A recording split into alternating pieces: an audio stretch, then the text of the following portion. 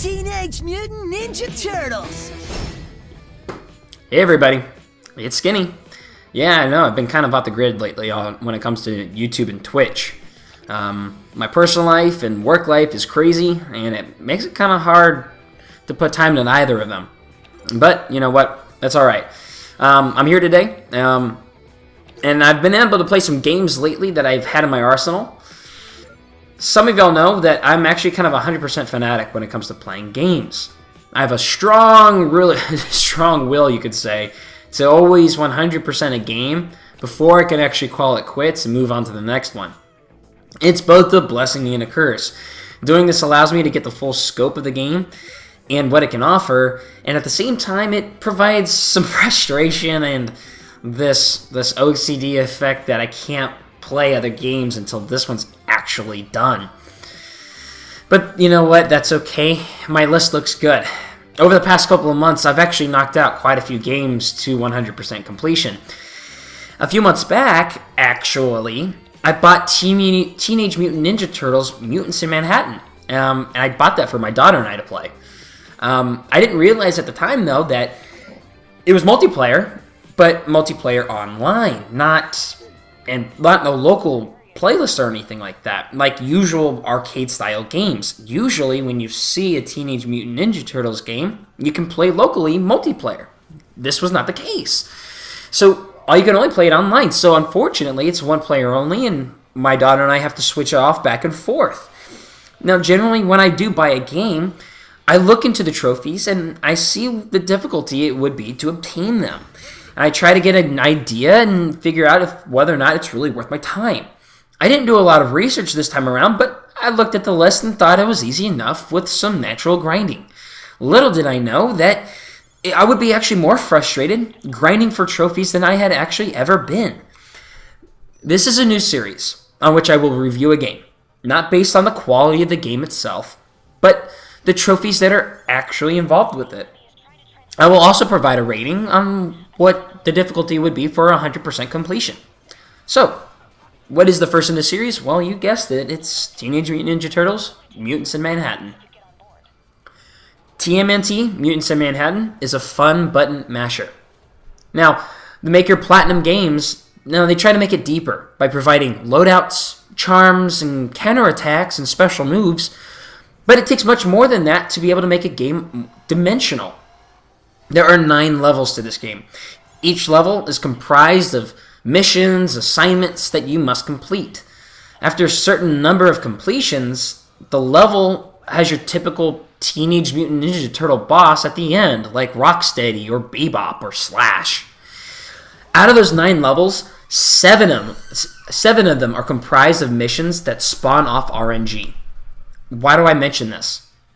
There are several trophies that are based on those missions, like protecting ATMs, protecting the pizza truck, transporting gold bars, etc. You need to complete each of those missions several times to receive the trophy. Now, that sounds easy enough, right?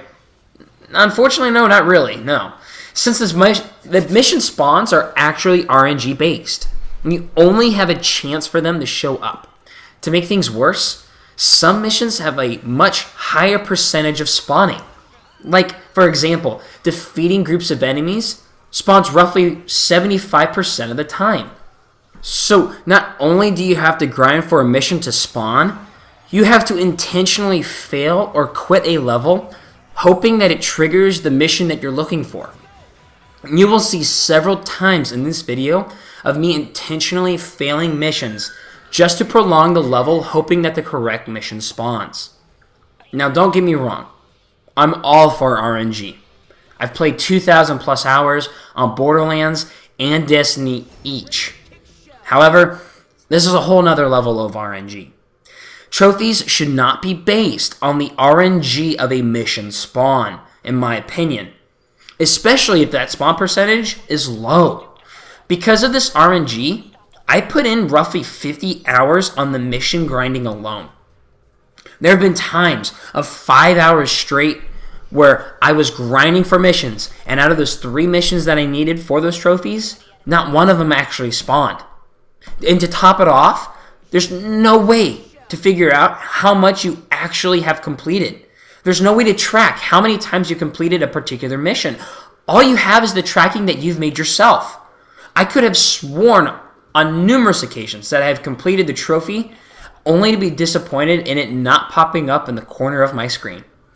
I personally thought the grind for Black Ops 3 was bad, but at least all those trophies were not RNG based. All you had to do was play the game, and eventually everything that you had done was made as progress.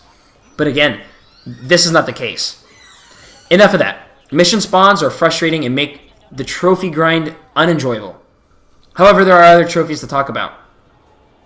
For the most part, roughly 90% of the trophies can be done on your own. Practice makes perfect in some of these. One trophy requires you to be in a certain position while your AI teammates defeat the boss. Another is to get 100% of the collectibles, which, by the way, are RNG based as well. There are several collectibles in each level. However, you are not guaranteed that you will receive one that you do not already have. This is where charms come into play. Master Collector is an attribute that you can actually receive on equipping particular charms. It starts at roughly 5% chance for you to gain a collectible that you do not already have. You can then upgrade it, with some grinding of course, to give you a 20% chance of gaining a collectible that you did need. At least with the collectibles, you could keep track on how many and which ones you actually needed. Now here comes the hard part. This is where I have some issues. There are 3 trophies that require you to play online. One trophy is just to complete a level with other people. The other 2 are a little bit more complicated. Sorry Not Sorry. It requires all 4 players to be in a communication position when a boss is defeated. Now, you could use dance or the A-OK sign, whatever. Dance is easiest. This should be easy. However, it took about 20 hours of gameplay and matchmaking to find a group filled with players who could communicate properly to time this maneuver. I tried to complete this on several occasions with people who could not communicate back to me due to a lack of a mic.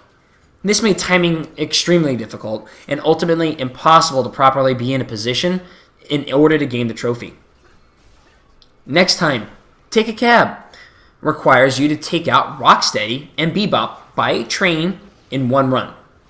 This particular fight is once again RNG based.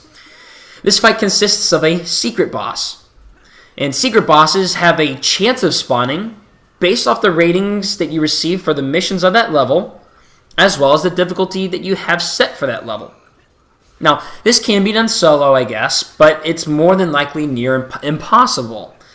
The reason is due to the fact that the AI will not stop hitting the bosses, even with commands telling them to wait or stay back. One would have to lower the boss's health low enough in order for them to die by train. Next, have the AI all die at once. And then while the AI is down and out, you have to kill the boss by the train within a 20-second window before your AI comes back. And then you would have to repeat all that a second time. So is it possible? Yeah, sure. Is it difficult? Yes, extremely. You're better off looking for an online group. Speaking of looking for groups, there are no current LFG sites or forums for this game. So finding people to complete trophies with online, you're only going to be able to get that via the game's matchmaking system. Now, normally, neither trophies are hard to achieve.